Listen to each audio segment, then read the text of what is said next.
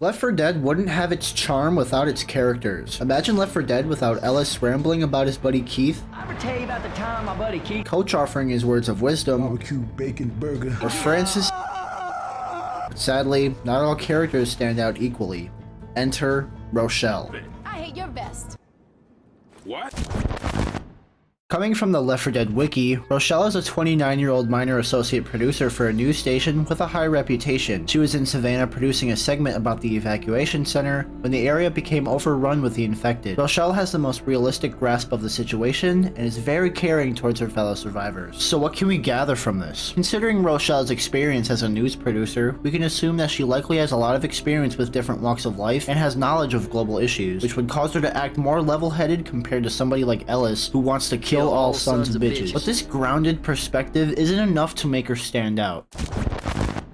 Let's break down the Left 4 Dead 2 crew. Coach is a loud leader who is always rooting for his team and loves food. Nick is a self-centered gambler with a history of crime. Ellis is a childish man with many stories, mainly about his buddy Keith. And Rochelle is a supportive member of the team who looks up to Coach as a leader, enjoys Ellis' stories, and tolerates Nick's rude nature. But her lack of backstory leaves her less relatable to the rest of the group. Even with new voice lines in the Last Stand update, Rochelle still lacks the charm of her teammates. Her background offers little beyond being a 29-year-old news producer from Cleveland. While some may argue that Rochelle's lack of popularity stems from her being a woman, Zoe, another female character in the series, is loved for her chilling backstory. When an infected attacked Zoe's family, she had to make a terrible choice: killing her father before he turned. Zoe's backstory is among the most heartbreaking in the series. It details the unpredictable horrors of the outbreak, adding layers of emotional depth that could resonate deeply with players. The problem with Rochelle isn't in her physical or mental traits, but her lack of depth that reduces her to a blank slate.